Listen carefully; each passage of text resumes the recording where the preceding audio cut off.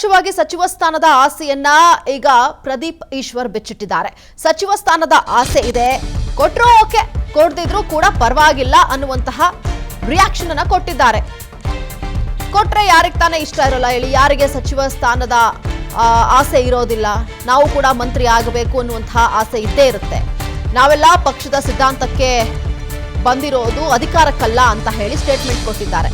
ಬೆಂಗಳೂರಿನಲ್ಲಿ ಶಾಸಕ ಪ್ರದೀಪ್ ಈಶ್ವರ್ ಕೊಟ್ಟಿರುವಂತಹ ರಿಯಾಕ್ಷನ್ ಇದು. ಬಿಜೆಪಿಯವರ ಗೂಂಡಾಗಿರಿ, ಬಿಜೆಪಿಯವರ ರೌಡಿಸಂ ಜಾಸ್ತಿ ಆಗಿದೆ. ಯಾಕೆ ಈ ವಿಚಾರ ಪ್ರಸ್ತಾಪಿಸ್ತಿದ್ದೀನಿ ಅಂದ್ರೆ, ಈ ಬಿಜೆಪಿಯವರ ಗೂಂಡಾಗಿರಿ ಸರ್ ನಿನ್ನೆ ಬಿಹಾರದ ಪಾಟ್ನಾದಲ್ಲಿ ಓಕೆ, ರಿಯಾಕ್ಷನ್ ಕೊಡುವಂತಹ ಸಂದರ್ಭದಲ್ಲಿ ನನಗೆ ಯಾವುದೇ ಸಚಿವ ಸ್ಥಾನ ಕೊಟ್ಟರು ಓಕೆ, ಇಲ್ಲ ಅಂತಂದ್ರೂ ಓಕೆ ಅನ್ನುವಂತಹ ಮಾತನ್ನ ಹೇಳಿದ್ದಾರೆ ಪ್ರದೀಪ್ ಈಶ್ವರ್ ಅವರು.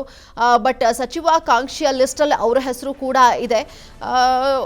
ಡಿ.ಕೆ. ಶಿವಕುಮಾರ್ ಅವರ ಒಂದು ಬಣದಲ್ಲೂ ಕೂಡ ಗುರುತಿಸ್ಕೊಂಡಂಥವರು. ಬಟ್ ಬಿಜೆಪಿಯ ಒಂದು ಕಾರ್ಯವೈಖರಿಯನ್ನ ಇಲ್ಲಿ ಪ್ರಶ್ನೆ ಮಾಡ್ತಿದ್ದಾರೆ. ಗೂಂಡಾಗಿರಿಯಾದಂತಹ ಆಡಳಿತವನ್ನ ನೀಡ್ತಿದ್ದಾರೆ, ಆದರೆ ಕರ್ನಾಟಕದಲ್ಲಿ ಆ ರೀತಿ ನಡೆಯೋದಿಲ್ಲ ಅನ್ನುವಂತಹ ಸ್ಟೇಟ್ಮೆಂಟ್ ಅನ್ನ ಕೊಟ್ಟಿದ್ದಾರೆ. ಈ ಲಿಸ್ಟ್ ಅಲ್ಲಿ ಇವರ ಹೆಸರು ಇರುತ್ತಾ, ಇವರು ಸಚಿವ ಸ್ಥಾನವನ್ನ ಕೊಡ್ತಾರಾ, ಕಾದು ನೋಡ್ಬೇಕಾಗಿದೆ.